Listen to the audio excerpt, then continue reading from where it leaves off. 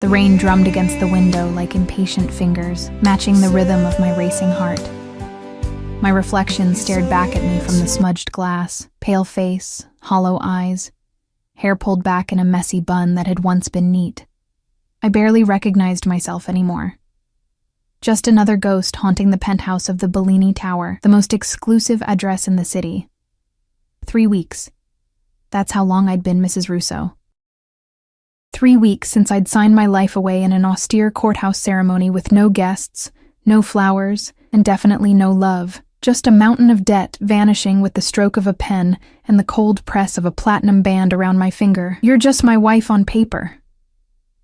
His words still echoed in my ears, delivered with such casual cruelty on our wedding night, as he straightened his tie and walked out the door without a backward glance, leaving me alone in this gilded cage with its marble floors, designer furniture, and empty, echoing rooms. I pressed my forehead against the cool glass, watching raindrops race down the pane. 60 floors below, the city lights blurred into a kaleidoscope of colors through my tears. I'd agreed to this arrangement out of desperation, to save my father, to protect my little sister, and now I was trapped, bound to a man whose true nature I was only beginning to understand. The sudden click of the front door lock sent ice through my veins. I froze. Fingers splayed against the glass, breath caught in my throat. He wasn't supposed to be back tonight. His business, whatever that truly entailed, had taken him to Miami for the week. I listened to the precise, measured footsteps crossing the marble foyer, the soft thud of something heavy being set down, the rustle of fabric, his overcoat, probably. I'd learned to identify the sounds of his movements, to anticipate his presence before he entered a room. A survival instinct. Sophia. His voice carried through the penthouse like smoke. Dark, intoxicating, and dangerous. I didn't turn around immediately. I couldn't. My body refused to obey, locked in place by a fear I couldn't quite name, because it wasn't entirely fear, was it? There was something else tangled with it. Something I didn't want to acknowledge. I know you're there. Closer now. In the doorway to the living room, I turned slowly, my silk robe whispering around my legs. He stood framed in the archway, the city lights silhouetting his tall figure. Antonio Russo, my husband in name only, the most feared man in the city. You're back early, I managed, hating how my voice trembled. He stepped into the room, and I caught the subtle scent that always accompanied him. Expensive cologne with notes of cedar and something darker underneath. Like most predators, he moved with an economy of motion, purposeful and controlled. His charcoal suit was immaculate despite the downpour outside, not a drop of rain on his broad shoulders, not a hair out of place. Change of plans. His eyes, so dark they were almost black, scanned me from head to toe, his expression unreadable. Pack a bag. I blinked, certain I'd misheard. I'm sorry? Pack a bag. Each word precisely enunciated, as if speaking to someone particularly slow. We leave in an hour. My hands instinctively clutched the edges of my robe tighter. Leave? Where? Does it matter? He raised an eyebrow, the ghost of a smile playing at the corner of his mouth. Not a kind smile, the kind that made my stomach clench. You're my wife. Where I go, you go. But you said... I know what I said. He crossed the room in 3 long strides, stopping just inches from me. Close enough that I had to tilt my head back to meet his gaze. Close enough that I could feel the heat radiating from his body. Plans change. I swallowed hard, fighting the urge to step back, to show weakness before Antonio was to invite disaster. I'd learned that lesson quickly. For how long? I asked, proud that my voice stayed steady this time. He reached out, and I flinched involuntarily.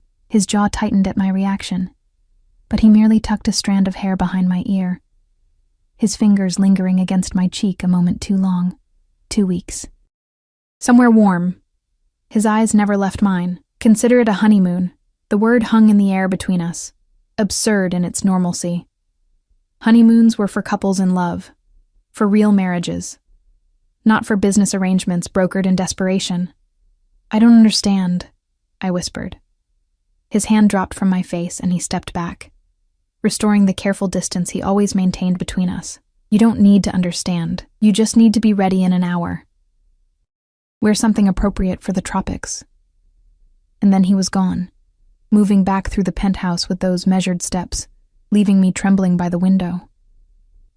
An hour later, I stood in the private elevator that serviced only our floor, a small suitcase at my feet. I'd chosen a simple navy dress with a white cardigan, an outfit that could pass for elegant but unremarkable, the kind that wouldn't draw attention, the kind that said, "I am nobody important."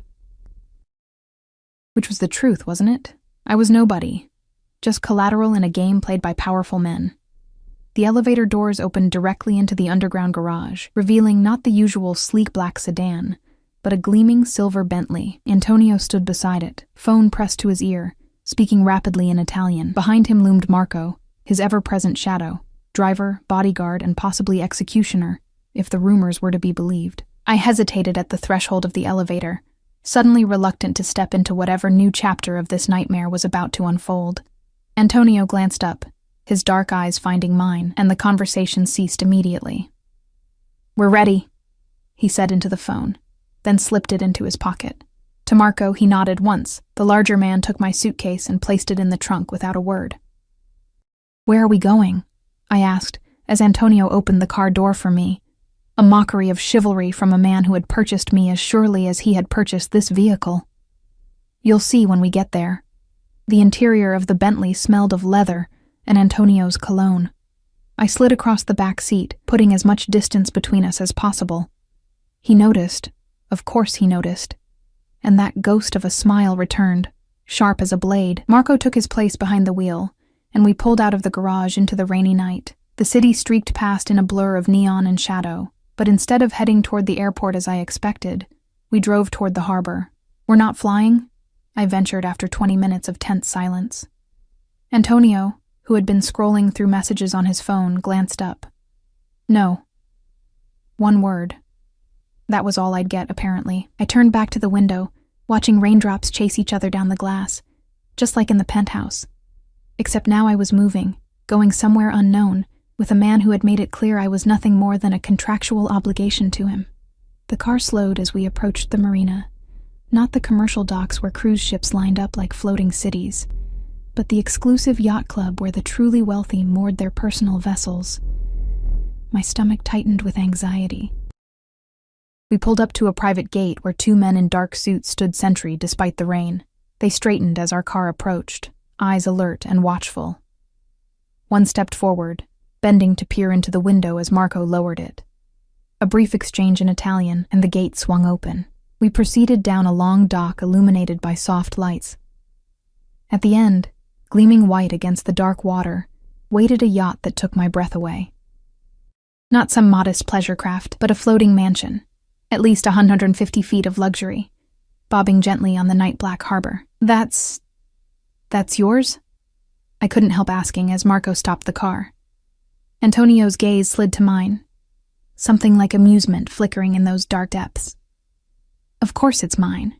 Before I could respond, my door was opened by yet another suited man. How many people worked for him? And I was helped out into the light rain. Antonio appeared at my side, his hand finding the small of my back, guiding me forward with a touch that burned through the thin fabric of my dress. More men appeared, taking our luggage, murmuring respectful greetings to Antonio. All avoided looking directly at me, as if I were something forbidden, or perhaps merely insignificant. We boarded via a gangway that led to a deck of polished teak.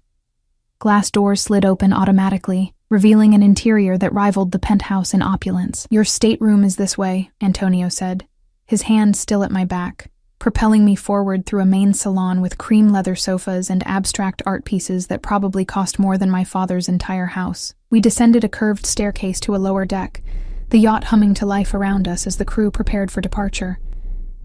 Antonio led me to a door at the end of a carpeted hallway, opening it to reveal a suite bathed in soft light. "Make yourself comfortable," he said, finally removing his hand from my back. "We sail in 30 minutes. I stepped into the room, taking in the king-sized bed with its pristine white duvet, the panoramic windows that would offer a view of the sea in daylight, the door that presumably led to a private bathroom. "And where will you be staying?" I asked, turning to face him. unable to keep the edge from my voice, that dangerous, almost smile again. "This is the master suite, Sophia." He gestured to a door on the far side of the room that I hadn't noticed. "My quarters are through there." My heart stumbled in my chest. "But you said, on our wedding night." "I know what I said." He stepped closer, and I caught that scent again. Cedar, spice, power. "As I told you earlier, plans change." I backed away until my legs hit the edge of the bed. "What does that mean exactly?" Antonio reached out, his fingers catching my chin, tilting my face up to his. His touch was surprisingly gentle, at odds with the intensity in his gaze. "It means, my paper wife, that perhaps it's time we rewrote the terms of our arrangement." He released me and stepped back, straightening the cuffs of his shirt with meticulous precision. "Rest. We have a long journey ahead." Then he was gone, the door closing softly behind him, leaving me alone with the gentle rocking of the yacht and the thundering of my pulse. I sank onto the bed, my legs suddenly unable to support me. What had I gotten myself into? What game was Antonio playing now? 2 weeks on this yacht, sharing a suite with a man who had made it clear I was nothing more than a business transaction to him, until now. "Plans change," he had said. The words echoed in my mind as I felt the engines of the yacht rumble to life beneath me. Wherever we were going, whatever Antonio had planned, one thing was becoming terrifyingly clear. The boundaries he had so carefully established between us were beginning to blur, and I wasn't sure if I was more afraid of him crossing those lines or of how desperately a part of me wanted him to. Sleep evaded me that night, chased away by the gentle rocking of the yacht and the knowledge that Antonio was just beyond that connecting door. I lay awake, watching moonlight filter through the blinds, casting silver patterns across the luxurious bedding. The engines had settled into a steady hum hours ago as we slipped away from the harbor and into open water, bound for a destination I still didn't know. Around dawn, exhaustion finally pulled me under, but it seemed only minutes later when a soft knock at the door jolted me awake. "Mrs. Russo?" A woman's voice, accented and deferential. I sat up, disoriented, hair tumbling around my shoulders. "Yes?" The door opened to reveal a petite woman in a crisp uniform. "Good morning. I'm Elena, the chief stewardess. Mr. Russo asked me to assist you with anything you might need during the voyage." I pulled the sheets higher, suddenly conscious of how vulnerable I looked. "What time is it?" "Just past 9, ma'am. We've been at sea for approximately 6 hours. She moved efficiently around the room, opening the blinds to reveal a stunning expanse of blue. The sea stretched to the horizon, no land in sight. "Breakfast is served on the aft deck whenever you're ready. I've laid out some options in the wardrobe for today." She indicated an ornate wardrobe in the corner that I hadn't properly noticed the night before. "Mr. Russo mentioned you packed." Hastily, the slight pause said everything. My simple navy dress and cardigan, my hastily packed suitcase with its modest contents. All had been noted, judged, and found wanting. "Thank you," I said stiffly, determined not to show how out of place I felt. "I'll be up shortly." Elena nodded and withdrew, leaving me alone once more. I slipped from the bed and padded across the plush carpet to the wardrobe. Inside hung at least a dozen outfits, all in my size, all with designer labels I recognized but had never been able to afford. Sundresses, flowing pants, silk blouses, even several swimsuits, all in soft feminine colors that contrasted sharply with the stark black and white Antonio himself always wore. He'd planned this. The realization hit me like a physical blow. This wasn't some impulsive trip. Antonio Russo didn't do impulsive. He had orchestrated this honeymoon down to the clothes I would wear. The connecting door to his quarters remained closed, no sound coming from the other side. Was he watching me even now through some hidden camera? Nothing would surprise me anymore. I selected the most modest of the swimsuits, a one-piece in deep emerald, and a gauzy white cover-up. The adjoining bathroom was a marvel of marble and glass, with a shower large enough for 4 people and amenities that probably cost more than a month's rent at my old apartment.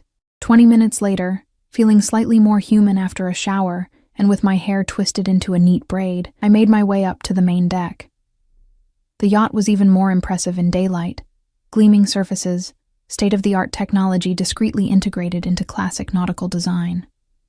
Crew members nodded respectfully as I passed, their eyes carefully averted.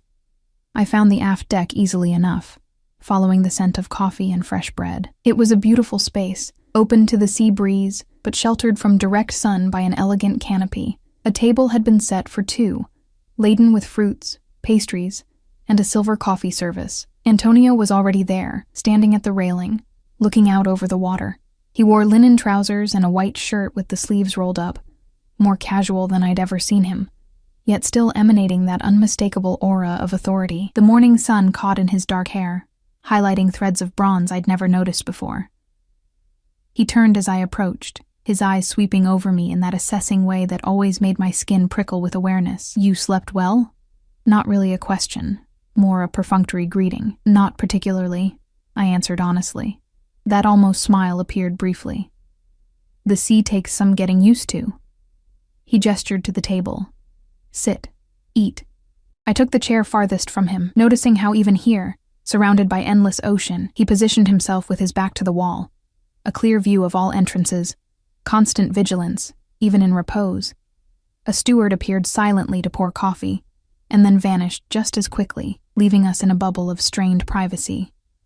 "Are you going to tell me where we're going?" I asked, selecting a grape from the fruit platter, needing something to do with my hands. Antonio took a sip of his coffee, watching me over the rim of the cup. "Antigua. My private island just off the coast, to be precise." I nearly choked. "You have a private island?" "Among other properties." He set down his cup with deliberate care. "We'll arrive late tomorrow." I digested this information, along with the growing realization of just how powerful Antonio truly was. I'd known he was wealthy, of course. The penthouse, the cars, the careful deference everyone showed him, all spoke of money and influence. But a yacht like this, a private island, this was wealth beyond imagining. "Why?" I finally asked, the question that had been burning inside me since last night. Why this sudden honeymoon? Why the change in our arrangement? Antonio's dark eyes held mine, unreadable as always. Circumstances have evolved. Certain business associates needed convincing of our marriage's legitimacy. My heart sank. Of course. This was just another business move. "So I'm to play the adoring wife for your associates?" "No." His voice hardened. "My island is private. We'll be alone there, apart from the staff. This isn't about appearances, Sophia." The way he said my name sent an involuntary shiver down my spine. "Then what is it about?" He leaned forward slightly, those dark eyes never leaving mine. Perhaps I simply decided it was time to claim what's mine. The words hung in the salt-laden air between us, heavy with implication. My pulse quickened, whether from fear or something else. I couldn't tell anymore. "I'm not yours," I whispered. But the words sounded hollow even to my own ears. On paper, I was exactly that. His wife, his possession, bought and paid for with my father's debt. Antonio's expression didn't change, but something flickered in the depths of his eyes. "Finish your breakfast, then Elena will show you around the yacht. I have business to attend to." He rose in one fluid motion and left without another word, leaving me alone with the endless blue sea and the echo of his claim. What's mine? The day passed in a strange haze of luxury and isolation. Elena gave me a tour of the yacht, named Vendetta, I discovered, pointing out the gym, the cinema room, the library, even a small pool on the top deck. 6 crew members lived aboard permanently, she explained, all hand-selected by Antonio, and sworn to absolute discretion. "Mr. Russo values his privacy above all else," she told me with a meaningful glance. I understood the message. Whatever I saw or heard on this voyage was never to be repeated. As if I had anyone to tell. Antonio remained elusive throughout the day, closeted in what Elena called the office, a state-of-the-art communications center from which he apparently continued to run his empire, even at sea.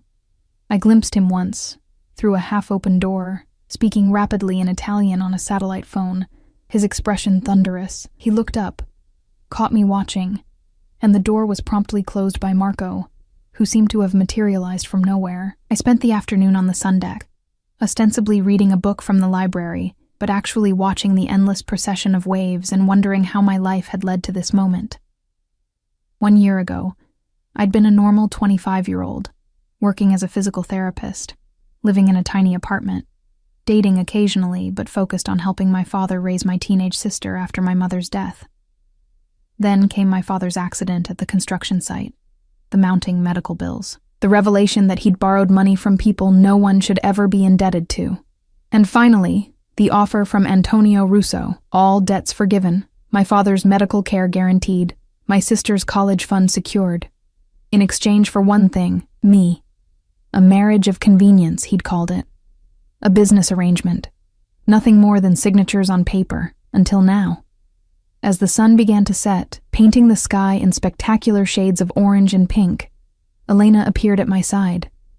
Mr. Russo requests your company for dinner, she said. In the main salon at 8, I've laid out an appropriate dress in your suite. The appropriate dress turned out to be a slip of black silk that clung to every curve, with a neckline that plunged lower than anything I'd ever worn. I stared at my reflection in the bathroom mirror, hardly recognizing the woman who stared back. Hair loose around my shoulders as Antonio preferred it. Lips tinted rose, eyes wide with apprehension. At precisely 8 o'clock, I made my way to the main salon, where the lighting had been dimmed to a soft golden glow. The large dining table had been replaced by a smaller, more intimate setting, candles flickering in the center. Antonio stood by the windows, a glass of amber liquid in his hand. He turned as I entered, and for the first time since I'd known him, I saw a reaction he couldn't quite control. A slight widening of the eyes, a momentary stillness, as if the sight of me had caught him off guard. Sophia. My name again, but different this time. Lower. Almost like a caress. You requested my presence, I said, aiming for cool detachment, but hearing the tremor in my own voice. He crossed to where a bottle of champagne waited in an ice bucket. A request implies the option of refusal. The cork came free with a soft pop. This was more of a command, wasn't it? I accepted the flute he offered, our fingers brushing momentarily. Is there a difference in your world? That dangerous almost smile. You're learning. Dinner was served by a staff that appeared and disappeared with choreographed precision. Delicate seafood courses, perfectly paired wines, decadent desserts I barely tasted. Antonio asked me questions throughout the meal. About my work as a physical therapist, about my childhood, about books I'd read and places I'd visited. On the surface, it was the normal conversation of a couple getting to know each other. Beneath, it felt like an interrogation, as if he were mining for weaknesses, for points of leverage. I found myself responding in kind, asking about his business interests, his childhood, his family. Each question was deflected with practiced ease, redirected back to me. By the time dessert was cleared away, I knew he preferred his coffee black, disliked technology despite using it extensively, and could quote Machiavelli from memory. Beyond that, he remained an enigma. Walk with me, he said, after the last of the staff had withdrawn. It wasn't a request, so I followed him out onto the deck. Night had fallen completely, the sky a canopy of stars unlike anything I'd ever seen in the city. The moon cast a silver path across the water, and the air was warm against my bare shoulders. We stood at the railing, the only sounds the gentle lapping of waves against the hull and the distant hum of the engines. Do you know why I chose you, Sophia? Antonio asked suddenly. I tensed. We had never discussed the specifics of how I had come to his attention. Because my father owed you money. Your father owed many people money. His voice was matter of fact. I could have left his debt collection to others. I usually do. I turned to look at him, his profile sharp against the night sky. Then why? Antonio's gaze remained on the horizon. I saw you once, at the hospital, sitting beside your father's bed, reading to him even though he was unconscious. Your sister had fallen asleep in the chair beside you, and you'd draped your coat over her. You looked exhausted, defeated. He paused, but still fighting. I remembered that night, one of many spent in the antiseptic gloom of the ICU. But I didn't remember seeing Antonio. You were wearing a blue sweater with a hole in the sleeve, he continued. Your hair was in a braid, like you wore it today. You had dark circles under your eyes, and your hands were chapped from the hospital soap. And still, you were the most beautiful thing I'd ever seen. My breath caught in my throat. Why are you telling me this now? He turned to face me, and in the moonlight his expression was almost gentle. Almost. Because tomorrow we reach the island, and things will change between us. I wanted you to understand that this was never just business for me, Sophia. Not from the first moment. He reached out, his fingers tracing the line of my jaw with exquisite care. You've never been just my wife on paper. Not to me. Before I could respond, before I could process the implications of his words, his hand slid to the nape of my neck, pulling me toward him with inexorable strength, and then his mouth was on mine, claiming, possessing, branding. Everything inside me said to resist, to pull away, to remember what this man was, what he represented. But my body betrayed me, melting against him as if it had been waiting for this moment since our farce of a wedding. My hands found his shoulders, the solid warmth of him anchoring me as the yacht seemed to tilt beneath my feet.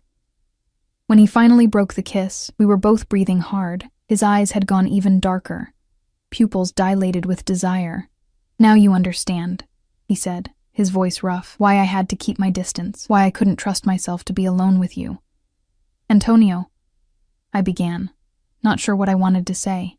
He stepped back, putting space between us, his self-control visibly reasserting itself. Go to your cabin, Sophia. Lock the door. I stared at him, confusion warring with the lingering heat of his kiss. What? Lock the door. His jaw was tight, hands clenched at his sides. Because if you don't, I can't promise I'll stay on my side tonight. And despite what you might think of me, I won't take what isn't freely given. He turned away, dismissing me, his posture rigid with restraint. We reach the island tomorrow. Make your decision then. I fled back to my stateroom, heart pounding, lips still burning from his kiss. The connecting door to his quarters loomed large in my consciousness as I changed out of the black silk dress with trembling fingers. True to his word, Antonio didn't come through it, though I heard him moving about his room, the occasional clink of glass suggesting he was drinking.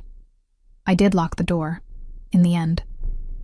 Not because I feared what he might do, but because I feared what I might allow, what I might want.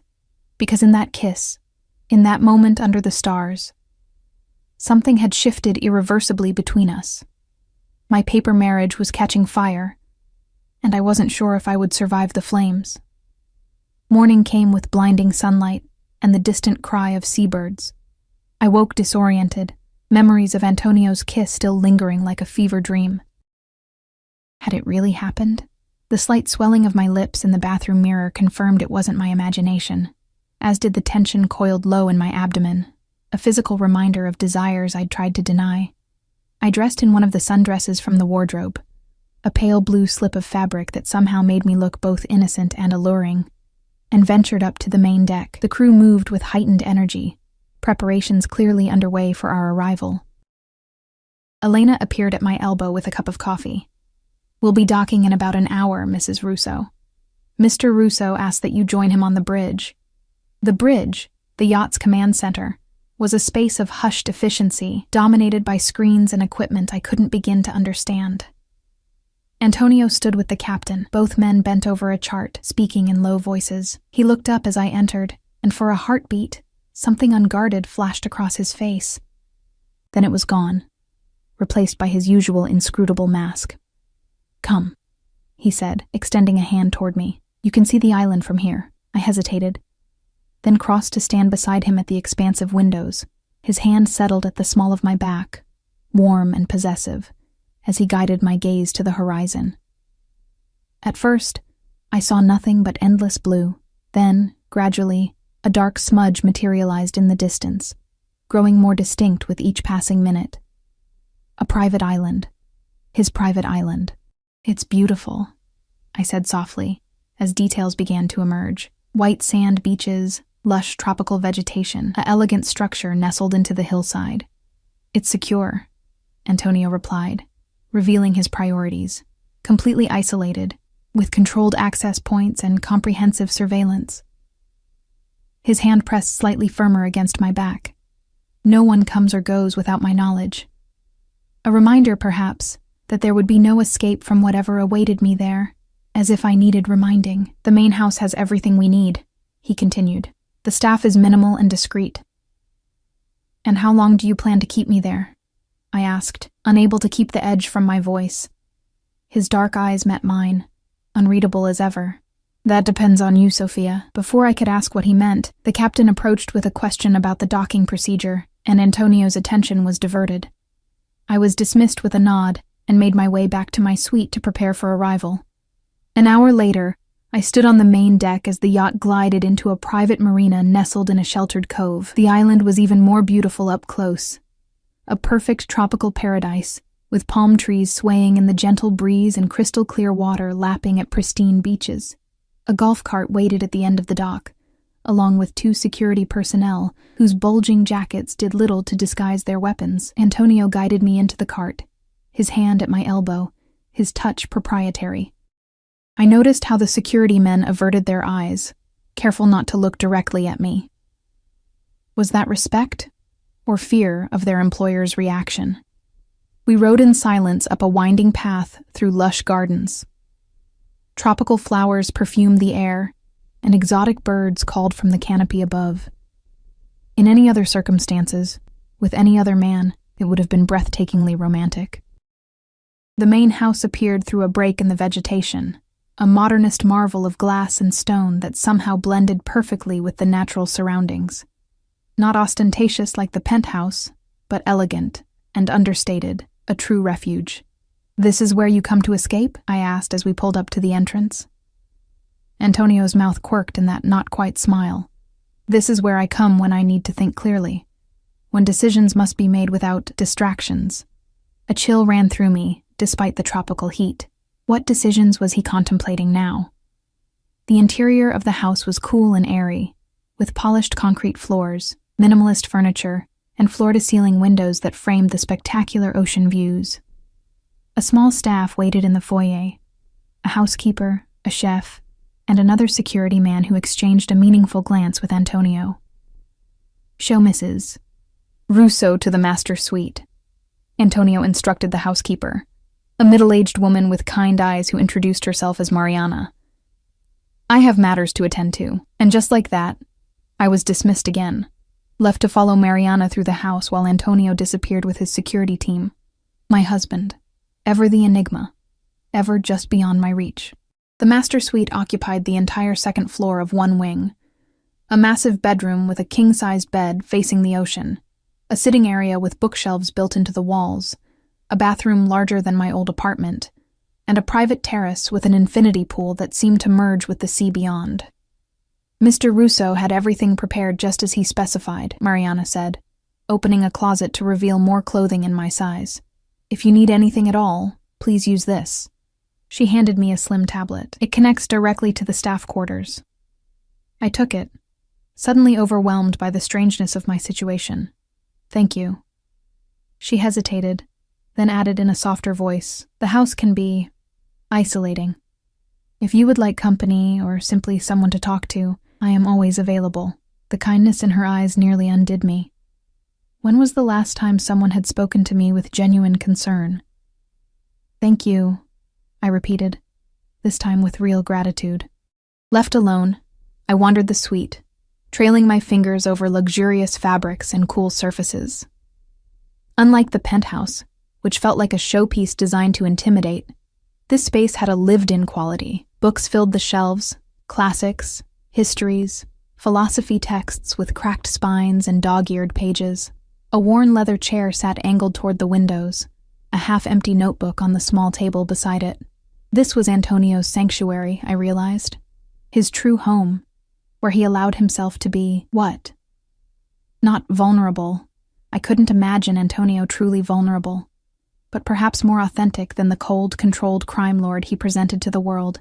I found myself drawn to the notebook, knowing I was crossing a boundary but unable to resist. The pages contained notes in Antonio's precise handwriting, observations about books he'd read, fragments of poetry, strategic thoughts on business matters described in careful euphemisms. Nothing overtly incriminating, but enough to give me glimpses of the mind behind the mask. One page caught my attention particularly, a list of dates and events. I recognized some as key moments in my life. My graduation from physical therapy school, my mother's funeral, my father's accident. The day Antonio had first approached me with his proposition, he'd been watching me, tracking me, long before I ever knew he existed. The knowledge should have terrified me. Instead, it awakened a confusing mixture of emotions. Anger at the invasion of privacy, yes, but also a strange fluttering sensation in my chest. To be the focus of such intense attention from a man like Antonio? I closed the notebook quickly and moved away, stepping out onto the terrace to clear my head in the sea breeze. The sun was high now, the heat intense but not unpleasant. Below, staff members moved discreetly about the grounds, and in the distance, I could see security personnel patrolling the perimeter, a gilded cage, but a cage nonetheless. I changed into one of the swimsuits, a white bikini that left little to the imagination, and slipped into the infinity pool, hoping the cool water would help me think clearly. What was Antonio's game? Why bring me here after weeks of careful distance? What had changed? I floated on my back, staring up at the perfect blue sky, letting the water cradle me. I'd been a competitive swimmer in high school, one of the few luxuries my working-class family could afford. The water had always been my refuge, the one place where problems seemed to dissolve, if only temporarily. You didn't tell me you could swim, I startled, flailing momentarily before regaining my composure. Antonio stood at the edge of the pool, watching me with those dark, unreadable eyes. He'd changed into linen pants and an unbuttoned white shirt that revealed a tanned, muscled chest marked with several scars. Old bullet wounds, perhaps, or knife injuries. Hazards of his profession. You didn't ask, I replied, treading water, suddenly conscious of how exposed I was in the white bikini. Something that might have been amusement flickered across his face. There are many things I haven't asked, Sophia. Many things I don't know about you. Isn't that how you wanted it? A wife on paper only, remember. No need to know each other beyond the necessary details. He crouched down at the edge of the pool, his gaze intense. And if I've changed my mind about what's necessary? My heart stuttered in my chest. Why? What's different now? Antonio was silent for a long moment, his expression contemplative. Threats have emerged. Enemies looking for weaknesses to exploit. And I'm a weakness? The thought was almost laughable. Antonio Russo, vulnerable because of me? You could be. He stood, unbuttoning his shirt completely and letting it fall to the ground. If I allowed it. Then he dove into the pool in one smooth motion, barely creating a ripple. He surfaced directly in front of me, close enough that I could see droplets of water clinging to his eyelashes, close enough that I had to resist the urge to reach out and touch him. Is that why you brought me here? I asked, my voice barely above a whisper. To eliminate a potential weakness? His hand found my waist underwater, scorching hot despite the coolness surrounding us. I brought you here because I was tired of denying myself what's mine. Before I could protest this claim of ownership again, he pulled me against him, his mouth capturing mine with a hunger that stole my breath. This wasn't the controlled kiss from the yacht. This was raw, primal, a man staking his claim. And God help me, I responded with equal fervor, my arms twining around his neck, my body molding against his as if we'd been designed as matching pieces of the same puzzle. Water sluiced around us as he backed me against the edge of the pool, his hands sliding down to grip my thighs, lifting me effortlessly. Tell me to stop, he murmured against my throat, his voice rough with desire. Tell me you don't want this. The rational part of my brain screamed warnings. This man was dangerous. This attraction was madness. This could only end in heartbreak or worse. But my body had its own wisdom, its own needs, and those needs had been awakened by Antonio's touch in ways I'd never experienced before.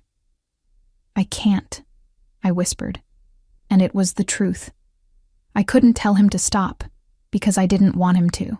Whatever spell he'd cast over me, whatever dark magic bound us together, I was powerless against it in that moment. His eyes, nearly black with desire, locked with mine. Then be very sure, Sophia, because once I take you, there's no going back. You'll be mine in every way. No more paper marriage. No more pretense. The ultimatum hung between us, heavy with implication. This was the crossroads, the moment of decision. I could pull away now, retreat behind the careful boundaries we'd established. Or I could step into the fire, knowing I might be consumed. "I'm sure," I said, the words barely audible over the gentle lapping of water against the pool's edge. Something flashed in his eyes, triumph, relief, hunger, and then his mouth was on mine again, his hands everywhere, igniting flames across my skin. We didn't make it back to the bedroom. There on the terrace, with the infinite blue of sky and sea as our witnesses, Antonio claimed what he had always considered his. Afterward, wrapped in plush towels on one of the lounge chairs, my head resting on his chest, I listened to the steady beat of his heart and wondered if I'd made a terrible mistake, or if, perhaps, I'd finally made the first right choice since this whole arrangement began. "What happens now?" I asked, my voice small against the vastness of the ocean spread before us. Antonio's fingers traced lazy patterns on my bare shoulder. "Now you truly become my wife." "And what does that mean, exactly?" He shifted, tilting my chin up so I had to meet his gaze. "It means you'll be by my side, in public, in private. It means you'll have my protection, my name, my resources." His expression hardened slightly. "It also means you'll accept certain realities about my business." A diplomatic way of saying I would need to accept that I was married to a criminal, a man whose empire was built on violence and fear. "You still haven't told me what changed," I said, needing to understand. "Why now, after weeks of keeping me at arm's length?" Something shuddered in his expression, and he sat up, reaching for his discarded pants. "Get dressed. There's something I need to show you." Confused and slightly hurt by the sudden shift, I gathered my swimsuit and returned to the bedroom to change. I selected a simple sundress from the closet, sensing that whatever Antonio wanted to show me required more dignity than a bikini would afford. He was waiting for me in the hallway, once again the controlled, impenetrable figure I'd first married. No trace remained of the passionate lover who had claimed me so thoroughly just moments before. He led me downstairs and through a series of corridors to a part of the house I hadn't seen during my initial tour. A reinforced door required his fingerprint and a code to open, revealing what could only be described as a command center. Screens lined the walls, security feeds from around the island, news channels from various countries, financial data streaming in real time. 2 men in suits nodded respectfully as we entered, then withdrew at a gesture from Antonio. "This is where I conduct my real business," he said, moving to a central console, away from prying eyes and listening devices. I wrapped my arms around myself, suddenly cold despite the tropical heat. "Why show me this?" Antonio tapped a series of commands on a keyboard, and one of the largest screens flickered to life, showing what appeared to be security footage. "Because you need to understand the stakes." The footage showed a hospital corridor I recognized with a jolt, my father's rehabilitation facility. The timestamp indicated it was from just 3 days ago. A figure in scrubs moved down the hallway, entering my father's room. "Who is that?" I asked, dread pooling in my stomach. "An assassin," Antonio said flatly, "sent to eliminate your father as a message to me." I gasped, my hand flying to my mouth. "Is he?" "He's fine." Antonio's voice was grim. "My men intercepted the killer before he could act. Your father was never in danger." Relief flooded me, quickly followed by confusion and fear. "But why? Who would—" "Alexander Volkov." Antonio spat the name like poison. "A rival who believes he can take what's mine. First my territories, then my business connections." His gaze shifted to me, intense and possessive. "And now, apparently, my wife." "Me?" I whispered, unable to process what he was saying. Why would he care about me? Antonio's laugh was without humor. "Because despite my best efforts to appear indifferent, someone noticed how I look at you, how I've arranged every aspect of your life with obsessive attention to detail, how I've kept you separate from my business as if you were something precious." The word hung in the air between us, revelatory and terrifying. "Volkov decided that you were my weakness." Antonio's jaw tightened. He was right. I stared at him, struggling to comprehend the implications. "So you brought me here, To protect me? I brought you here because I was tired of pretending. He moved closer, his hand coming up to cut my cheek, tired of denying what I've wanted since the first moment I saw you. But yes, also to protect you. Here, on my island, with my security, you're untouchable. For how long? I asked, a hysterical edge creeping into my voice. Am I supposed to live in this golden cage forever, because some rival criminal has decided I'm your Achilles heel? Antonio's expression darkened. Not forever. Just until Volkov is dealt with. The euphemism wasn't lost on me. You mean until he's dead. I mean until he's no longer a threat. Antonio's voice was steel. To you, to your family, to what's mine. I stepped back, needing distance to think clearly. This is insane. This whole situation, it's like I've fallen into some twisted crime novel. 3 months ago, I was a normal person with a normal life. Now I'm the wife of a mafia boss, hidden away on a private island, targeted by rival killers. This isn't real life. This is my life, Sophia. Antonio's expression was implacable, and now it's yours too. The sooner you accept that reality, the safer you'll be. I never asked for any of this. The words burst from me, hot and desperate. Didn't you? His voice was soft but cutting. When you signed those marriage papers, when you accepted my protection for your family, when you took my name, you chose this life. And today, in that pool, you chose it again, with open eyes. I had no answer to that, because he was right. Each step of the way, I had made choices that led me here. Choices born of desperation, yes, but choices nonetheless. Antonio moved toward me again, his expression softening marginally. I will keep you safe, Sophia. Whatever it takes. Whatever it costs. No one touches what's mine. I'm not a possession, I whispered. But the protest sounded weak even to my own ears. No, he agreed, his fingers tracing the curve of my cheek. You're much more dangerous than that. His eyes held mine, dark and fathomless. You're the one thing in this world that could bring me to my knees. The admission, so at odds with the controlled, ruthless man I'd first married, stole my breath. Before I could respond, a discreet knock sounded at the door, and Marco entered, his expression grave. Sir, there's been a development. Antonio straightened immediately, all traces of vulnerability vanishing. What is it? Volkov's men have been spotted in Antigua. They're asking questions about the yacht. A muscle ticked in Antonio's jaw. Increase security protocols. No boats approach without my direct authorization. Double the patrols. Marco nodded and withdrew, the door closing with a decisive click behind him.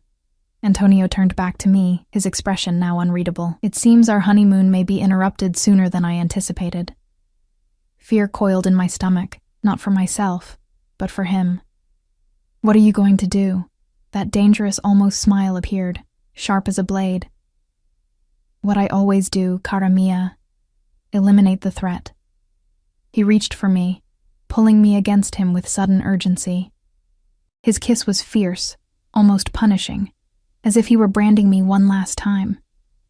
Stay in the house, he ordered when he finally released me. Do not leave for any reason. Do not trust anyone except Mariana and Marco. Antonio, I began. Suddenly afraid this was goodbye. This will be over soon, he promised, his thumb brushing across my lower lip, and then we can begin our life together properly. No more paper marriage, no more pretense. As he walked away, back straight and shoulders squared like a warrior heading into battle, I realized with startling clarity that somewhere along the way, despite everything I knew about him, despite all the reasons I should fear him, I had fallen for Antonio Russo. Not just physically, not just sexually, but completely, and now I might lose him before our real story had even begun. Night fell over the island like a velvet curtain, bringing with it a silence so profound it seemed to press against my ears. I paced the master suite, unable to settle, torn between fear and frustration. Antonio had left hours ago with Marco and most of the security team, giving me no information beyond his stern order to stay put. Mariana had brought dinner, a delicate seafood dish I couldn't eat, and gentle reassurance that Mr. Russo always prevails. Her confidence should have been comforting, but the worried crease between her brows told a different story. The last rays of sunset had long since faded, leaving me alone with the distant sound of waves and my increasingly dark thoughts. What was happening on the mainland? Was Antonio facing Volkov directly? Was he in danger? The questions circled my mind like hungry sharks. I moved to the window, pressing my forehead against the cool glass. The grounds below were eerily still, the remaining security personnel visible only as occasional shadows moving between floodlights. Beyond the manicured lawn, the wild jungle of the island loomed dark and impenetrable, and beyond that, the sea stretched black and endless. A sudden flash of light on the water caught my attention, distant, brief, like a signal. I squinted, trying to make sense of it, when a second flash came, more distinct this time. A boat approaching? My heart rate quickened. Was Antonio returning, or was it someone else? I grabbed the tablet Mariana had given me and tapped the call button frantically. No response. I tried again, switching to different staff quarters. Nothing. The house felt suddenly, ominously empty. A soft thud from somewhere below sent ice through my veins. Moving on instinct, I switched off the lights in the suite and crept to the door, pressing my ear against it. Silence. Then very faintly the sound of footsteps on the stairs. Not Antonio's footsteps. I'd learned to recognize his precise, measured tread. These were lighter, cautious, the steps of someone trying not to be heard. Panic surged through me. I backed away from the door, searching desperately for a weapon, a hiding place, an escape route, the terrace. Too exposed. And a dead end. The closet. First place they'd look. Under the bed? Childish and futile. The bathroom. It had a heavy door with a lock and a window that might, just might, be large enough for me to squeeze through. I slipped inside just as the footsteps reached the top of the stairs, closing the door with painful slowness to avoid any sound. The lock engaged with a soft click that seemed deafening in the silence. My breath came in short, shallow gasps as I pressed my back against the door, listening. The suite door opened. Footsteps entered. 2 sets now, moving with purpose across the bedroom. "Check the closet," a man's voice ordered softly, the accent distinctly Eastern European. She must be here somewhere. Volkov's men. They'd found me. Antonio's fortress had been breached. I backed away from the door, toward the window, my bare feet silent on the marble floor. The window was set high in the wall, designed for light and privacy rather than escape, but wide enough that I might be able to slip through. Below would be a drop of unknown height into darkness. A better option than facing Volkov's assassins. I climbed onto the vanity, reaching for the window latch, when a voice outside the bathroom door froze me in place. "She's not in the closet. Try the bathroom." The door handle jiggled. The lock held. But for how long? "Mrs. Russo," the voice called, mockingly polite. "We know you're in there. We have no desire to harm you. We simply need you to come with us. Mr. Volkov wishes to speak with you." I said nothing, frantically working at the window latch. It was stiff from disuse, resisting my trembling fingers. "Mrs. Russo," the voice continued, harder now, "your husband has taken something that belongs to Mr. Volkov. He merely wishes to negotiate an exchange. You for what was stolen." The latch finally gave way, and I pushed the window open, a rush of warm night air flooding in. Outside was a narrow ledge, barely wide enough for my feet, with a sheer drop beyond. But to the right, perhaps 15 feet away, was the roof of a lower section of the house. If I could reach it. A loud thud against the bathroom door. They were trying to break it down. The lock wouldn't hold for long. I hoisted myself up, squeezing through the window with difficulty, gasping as my ribs scraped against the frame. For once, I was grateful for my petite frame. Another thud, splintering wood. No time to think, no time to be afraid. I balanced precariously on the narrow ledge, my back pressed against the wall, inching sideways toward the lower roof. The night breeze tugged at my sundress, threatening to unbalance me. Below, darkness concealed the true height of the drop, but my mind filled in terrifying possibilities. The bathroom door crashed open behind me just as I reached the edge of the ledge. A shout of anger, then a face appeared at the window. A hard-faced man with cold eyes. "She's outside, on the ledge." No more time. I gathered myself and leaped toward the lower roof, a scream trapped in my throat. For one terrible moment, I was airborne. certain I would fall. Then my feet hit the roof, knees buckling with the impact, and I was rolling, scraping across rough shingles before coming to a stop against a chimney stack. Pain lanced through my arms and legs, but nothing seemed broken. I forced myself up, knowing they would be after me. The lower roof connected to a section of the house I hadn't explored. A service wing, perhaps, or guest quarters. At the far end was a drain pipe that might serve as a ladder down to the ground.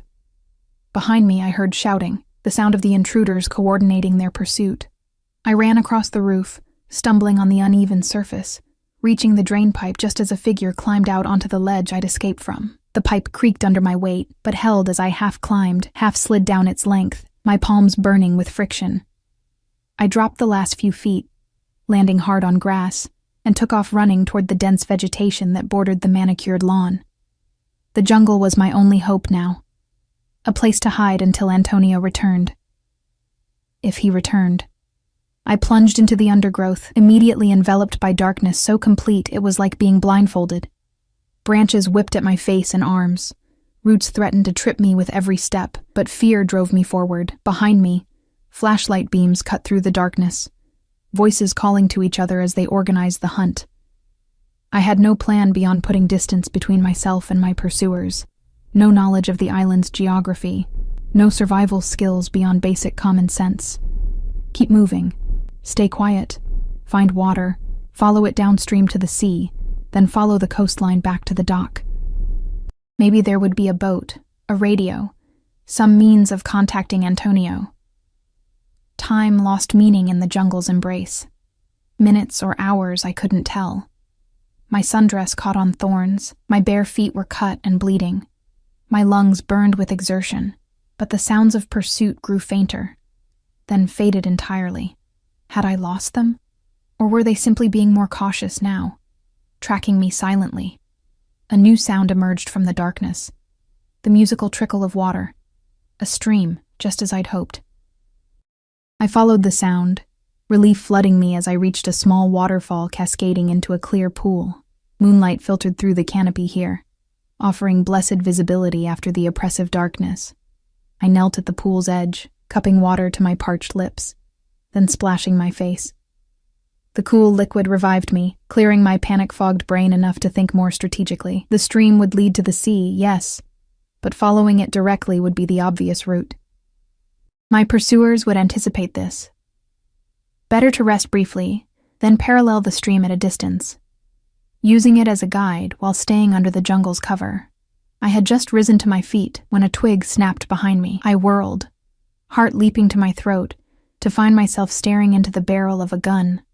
"Mrs. Russo," said the man holding it, the same hard-faced individual who had been at the bathroom window. "You've led us on quite a chase, but the game is over now." Two more men emerged from the darkness, forming a semicircle around me, cutting off any hope of escape. All armed, all watching me with the flat, empty eyes of professional killers. "Mr. Volkov is waiting," the first man said. "Come quietly, and you won't be harmed." "Where's Antonio?" I demanded, my voice steadier than I expected. "What have you done to him?" A cold smile. "Your husband is otherwise engaged.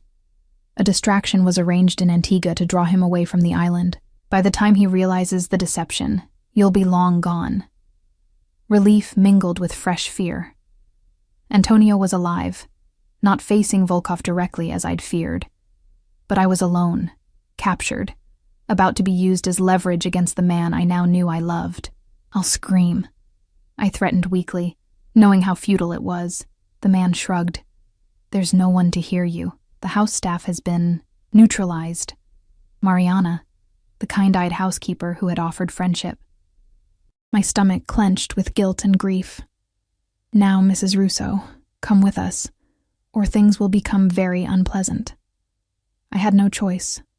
No weapon, no plan, no hope of outrunning or outfighting three armed men. I stepped forward, head high despite the fear coursing through me.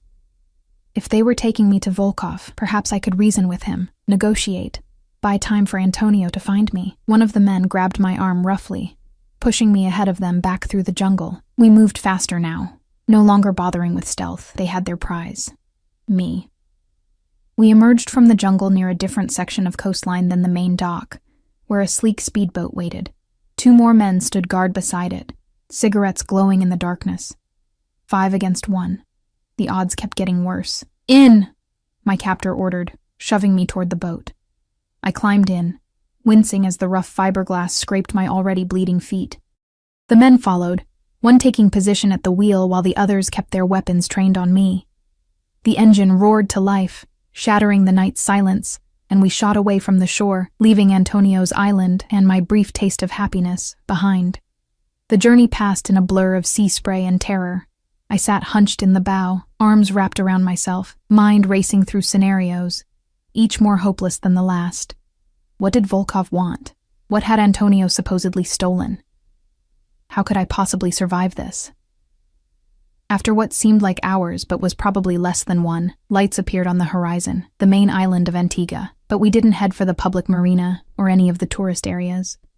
Instead, the boat veered toward a secluded cove where a larger yacht waited, lights blazing against the night sky, not as large as Antonio's Vendetta, but impressive nonetheless. And undoubtedly belonging to Alexander Volkov. The speedboat pulled alongside, and rough hands hauled me up onto the deck. I was pushed through a door into an opulent salon, my bare feet sinking into plush carpet. The contrast between my bedraggled, bleeding state and the luxury surrounding me couldn't have been more stark. "Wait here," my captor ordered, then left me alone, the door locking with an ominous click behind him. I sank onto a leather sofa, exhaustion suddenly overwhelming me. My arms and legs were scratched and bleeding from my jungle flight, my sundress torn and filthy, my hair a tangled mess. I must have looked like a wild creature, cornered and desperate. Which was exactly what I was. Time ticked by, measured only by the gentle rocking of the yacht and the muted hum of its engines. I fought to stay alert, to prepare myself for whoever was coming. But fatigue dragged at me like an undertow. The door finally opened, and a man entered alone. Not the hard-faced captor, but someone altogether more elegant and more terrifying. Tall and lean, with silver-streaked dark hair and eyes the pale blue of Arctic ice. He wore an impeccably tailored white suit that should have looked ridiculous on a yacht in the Caribbean, but somehow enhanced his aura of cold authority. Alexander Volkov. I knew it instinctively, even before he spoke. "Mrs. Russo." His voice was cultured, his accent less pronounced than his men's. "I apologize for the manner in which you were brought here. My men can be overzealous." I said nothing, watching him warily as he crossed to a sideboard and poured 2 glasses of amber liquid. "Drink," he said, offering one to me. "You look like you need it." "I prefer not to be poisoned, thank you," I replied, surprised by my own defiance. Volkov laughed, a sound entirely devoid of warmth. "If I wanted you dead, my dear, you would never have left the island." He took a deliberate sip from the glass he'd offered me, then set it on the table between us. "See? Perfectly safe." I left it untouched, focusing instead on gathering information. "Why am I here? What do you want from me?" Volkov settled into an armchair opposite me, studying me with those unsettling pale eyes. "Fascinating," he murmured, almost to himself. "I can see why he's so obsessed with you. There's a fire there, beneath the fear. What do you want?" I repeated, more forcefully. "Direct, too." He nodded approvingly. "Very well. What I want is simple. The return of what your husband stole from me." And what was that exactly? A flash drive, containing information that could be problematic for my operations, information that should never have left my possession. His eyes hardened. Information that Antonio Russo somehow acquired and is now using to dismantle my business piece by piece. I blinked, trying to process this. "I know nothing about any flash drive." "I believe you." Volkov leaned forward slightly. "But Antonio will trade it for you. Of that, I'm certain." "How can you be so sure?" The question slipped out before I could stop it. Volkov's smile was cold as his eyes. "Because I've been watching him watch you, for weeks now. The great Antonio Russo, who has never shown weakness for anything or anyone, looking at you like a starving man at a feast he cannot touch." He laughed softly. "Until your little honeymoon, of course." It seems he finally gave in to temptation. Heat rushed to my cheeks, the intimacy of his surveillance making me feel violated all over again. "You're his weakness," Volkov continued, echoing Antonio's own words from earlier. "His only weakness. And in our world, Mrs. Russo, weakness gets you killed." A chill ran down my spine. "Are you threatening me?" "Not at all. I'm offering you an opportunity." He sat back, regarding me with clinical interest. "Antonio Russo is not a man capable of love, of true devotion. He sees you as a possession, a trophy he acquired, and now must protect because his pride demands it. But once you've served your purpose in this exchange, how long before he tires of you? Before you become a liability rather than an asset." I said nothing, but doubt must have flickered across my face, because Volkov smiled again, sensing vulnerability. "I, on the other hand, value talent and intelligence. Your background in physical therapy, your dedication to your family, your obvious resilience, these qualities could be useful to my organization." He gestured expansively. "You could have a place here, protection, comfort, freedom from the cage Antonio has built around you. You're asking me to betray my husband." My voice was flat. "I'm offering you a choice." Volkov's eyes bored into mine. "More than Antonio ever gave you." The words hit their mark with painful accuracy. Had I ever truly had a choice with Antonio? From the moment he'd approached me with his proposition, hadn't I been maneuvered, manipulated, controlled? But then I remembered the way Antonio had looked at me on the terrace after we'd made love. The vulnerability in his eyes when he'd admitted I could bring him to his knees. The careful distance he'd maintained until he couldn't bear it any longer. "No," I said, the word emerging stronger than I expected. "Whatever game you're playing, I won't be part of it." Volkov's expression hardened, the facade of civility dropping away. "A pity. I had hoped you might be reasonable." He stood abruptly. "You have until morning to reconsider. By then, Antonio will have received my terms for exchange. His response will tell you everything you need to know about your true value to him." He left without another word, the door locking behind him. Alone again, I finally reached for the glass he'd left, needing something to steady my nerves. The whiskey burned a path down my throat, warming me from the inside out, clearing my head. Volkov was trying to plant seeds of doubt to turn me against Antonio. A classic divide-and-conquer strategy. But why bother? If all he wanted was the flash drive, why try to recruit me? Unless the information on that drive was even more damaging than he'd admitted. Unless Antonio hadn't stolen it, but had been given it. By someone inside Volkov's organization. Someone who might be in danger if the exchange took place. My mind raced with possibilities. Fragments of conversations and observations from my weeks as Antonio's paper wife clicking into place. The mysterious phone calls, the heightened security, the sudden decision to bring me to the island, away from the city where Volkov's influence was strongest. Antonio wasn't just protecting me. He was protecting his source, and I had just walked, or rather, been dragged, into the middle of a war between two of the most dangerous men in the criminal underworld. I curled up on the sofa, too exhausted to explore the room for escape routes or weapons. Whatever happened now was beyond my control. All I could do was wait, and hope that Antonio valued me enough to find a way out of this trap that didn't involve sacrificing either me or his mysterious informant. Sleep claimed me eventually, a fitful doze filled with dreams of dark water and reaching hands.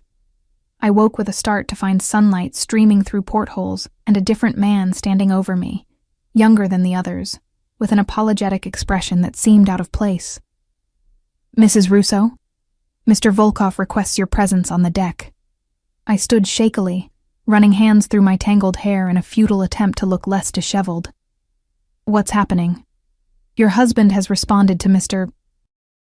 Volkov's terms." The young man gestured to the door. "Please, this way." Heart pounding, I followed him through the yacht to an upper deck where Volkov stood at the railing, still immaculate in his white suit despite the early hour.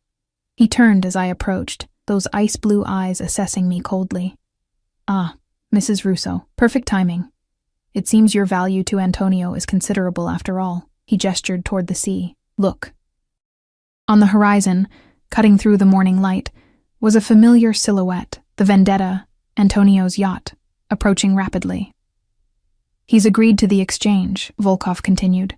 The flash drive for you, simple, civilized commerce between gentlemen. But his tone belied his words.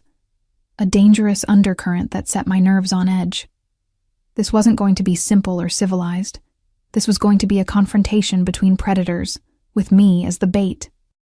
When? My voice was steady despite my racing heart. Within the hour. Enough time for you to make yourself presentable. Volkov's gaze raked over my disheveled appearance with distaste. Elena will assist you. To my surprise, Antonio's chief stewardess appeared at my elbow, her expression carefully neutral, but her eyes conveying silent support. They'd brought her from the Vendetta then. What did that mean for the rest of Antonio's crew? Elena led me below to a guest cabin where fresh clothing and toiletries waited. Are you hurt? She asked softly as soon as the door closed behind us. Just scratches. I looked at her searchingly. Elena, what's happening? How did they get you? Mr. Russo sent me, she whispered, turning on the shower to mask our conversation. As a precaution, in case something went wrong, hope flickered to life in my chest. He has a plan? Elena nodded almost imperceptibly. Be ready. When the time comes, stay close to me. No further explanation was forthcoming as she helped me clean up and change into a simple white dress. Volkov's choice, no doubt, the symbolism of the pure sacrifice not lost on me. My scratches were cleaned and bandaged, my hair brushed and arranged, my transformation from wild escapee to presentable hostage complete.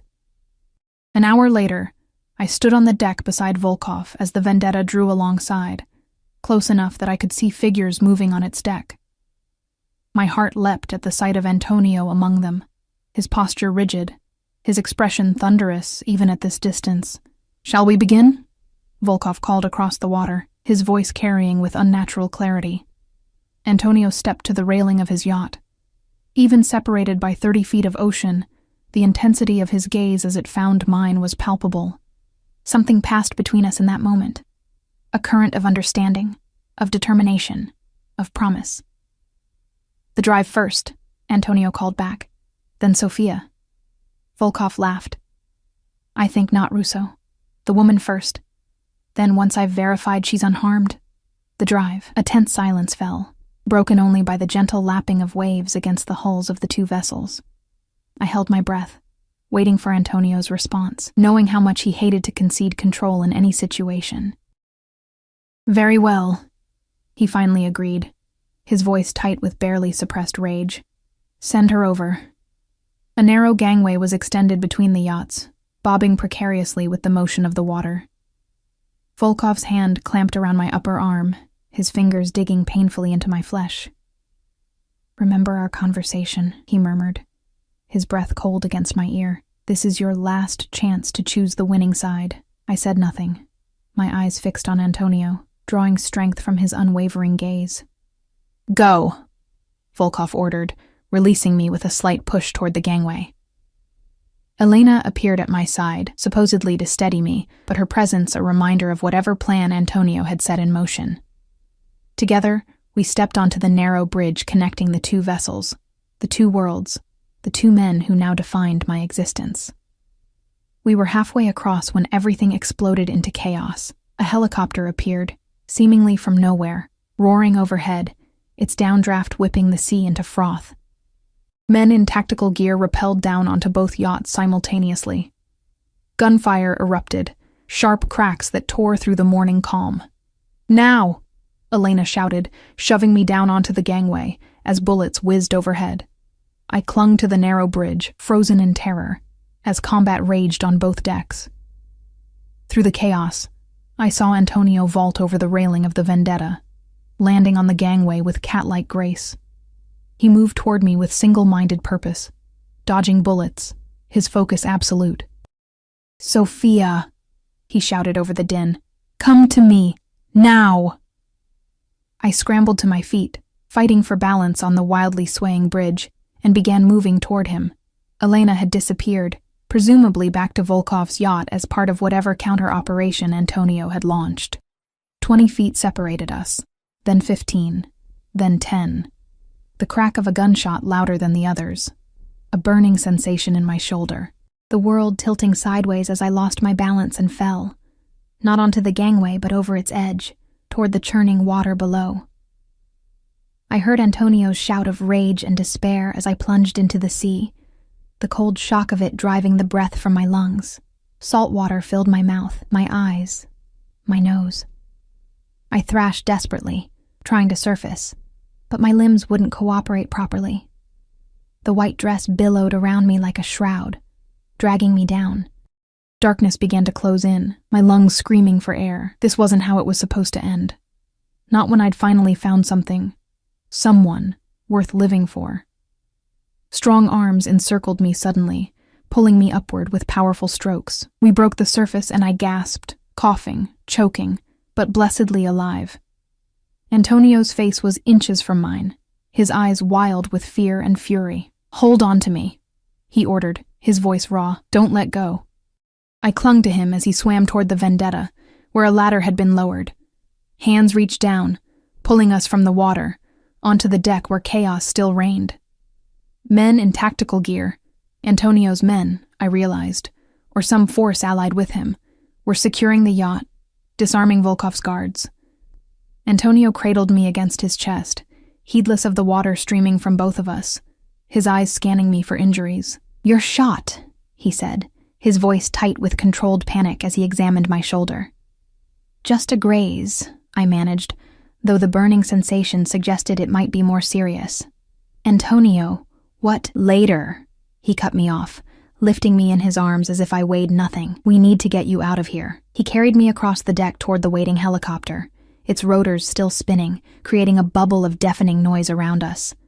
Through the haze of pain and confusion, I caught a glimpse of Volkov being held at gunpoint by Marco, blood streaming from a cut on his forehead, that impeccable white suit now stained red. The flash drive, I remembered suddenly. There was no flash drive, Sophia. Antonio's face was grim as he lifted me into the helicopter. Only you. It was always only about you. The realization hit me with the force of a physical blow. There had been no stolen information, no informant to protect.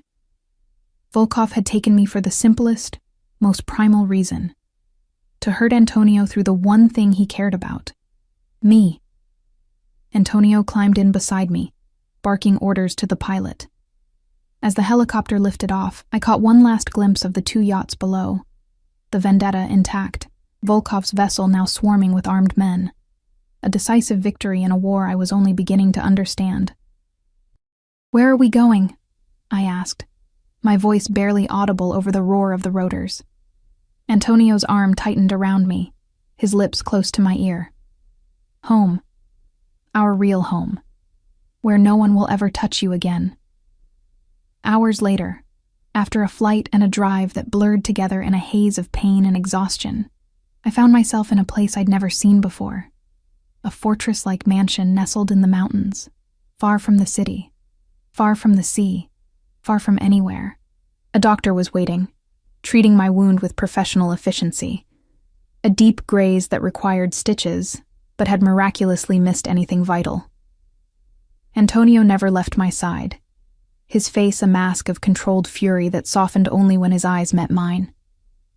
Finally, we were alone in a suite even more luxurious than the one on the island, my shoulder bandaged, my body clean, my mind still struggling to process everything that had happened. "You never told me about this place," I said, sitting on the edge of a massive four-poster bed, wrapped in a silk robe. "No one knows about this place." Antonio stood by the window, silhouetted against the mountain vista beyond. "It's my contingency, for scenarios exactly like this one." "What happens now?" I asked, the question that had been hovering between us since the rescue. Antonio turned to face me, his expression more open, more vulnerable than I'd ever seen it. "That depends on you, Sophia. On me?" He crossed the room, kneeling before me so our eyes were level, his hands taking mine with unexpected gentleness. "You've seen now what my life truly is. The danger, the violence, the enemies who will always be looking for ways to hurt me." His thumbs traced circles on my palms. "I wouldn't blame you for wanting out, for taking your family and disappearing somewhere safe, somewhere far from me and my world." I stared at him, stunned by what he was offering. "You would let me go?" Pain flashed across his features. "I would die 1,000 deaths every day without you. But yes, if that's what you want, I would let you go." His gaze held mine, intense and sincere. "Your freedom for your heart, that's the only trade I'm interested in making now." In that moment, looking into the eyes of the man who had bought me like property, who had kept me at arm's length for weeks, only to claim me with devastating passion, who had moved heaven and earth to rescue me from his enemies, I knew my decision had been made long ago. Perhaps from the first moment he saw me in that hospital, reading to my unconscious father with a hole in my sweater and exhaustion in my eyes. "What if I don't want to go?" I whispered. "What if I want to stay, to be your wife, not just on paper, but in every way that matters?" Something broke open in Antonio's expression. Relief, joy, wonder, all emotions I'd never thought to see on his face. "Then I would spend the rest of my life making sure you never regretted that choice, protecting you, cherishing you." His voice dropped lower, rougher. "Loving you as you deserve to be loved." I reached out, my fingers tracing the strong line of his jaw, the curve of his mouth that was finally forming a real smile instead of that dangerous, almost smile I'd grown accustomed to. "I choose you," I said simply, with open eyes, knowing everything. Antonio rose in one fluid motion, gathering me into his arms with exquisite care for my injured shoulder. His kiss was different from any we'd shared before. Not claiming, not possessing, but a mutual surrender, a promise sealed without words. When we finally broke apart, breathless, his forehead resting against mine, he whispered, "No more paper marriage, Sophia. From now on, every vow between us is written in blood and bone and breath." "And heart," I added. My fingers splayed across his chest, feeling the strong, steady beat beneath. "And heart," he agreed, the word sounding foreign on his tongue, as if he'd never had cause to say it before. Perhaps he hadn't. Perhaps we were both learning a new language, creating a new world between us out of the ashes of the old. As he laid me gently on the bed, his eyes never leaving mine, I knew with absolute certainty that whatever dangers lay ahead, whatever enemies might come for us, we would face them together. No longer predator and prey, no longer owner and possession, but partners in a dance as old as time. Two souls who had found each other against impossible odds, and who would burn the world down before letting go. Our paper marriage had ignited, transformed by fire into something unbreakable, something real, and not even death would part us now.